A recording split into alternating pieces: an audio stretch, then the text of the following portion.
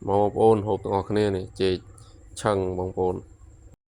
Few moments later. bần to mi khơi cái bài video hỏi cái đó sẽ cảm phiền như thôi bông bồn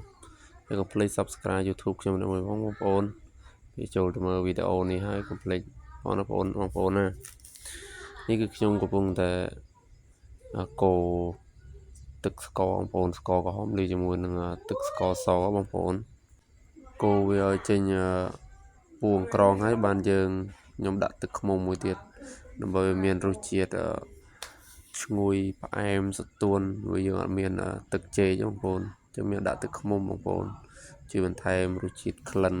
ឈ្ងុយចឹងបងប្អូនបើអត់មានកុំអីដែរតែ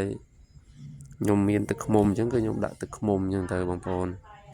តើមកខ្ញុំយកចេកហ្នឹងដែលខ្ញុំចិត្តហើយហ្នឹងគឺយកទៅឆឹងជាមួយនឹង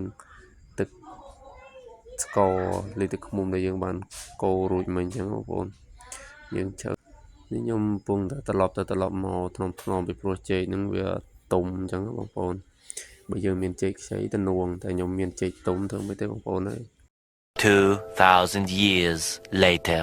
បន្ទាប់មកឆ្អិនគឺមើលទៅដូចអត់តំណងសោះបងប្អូន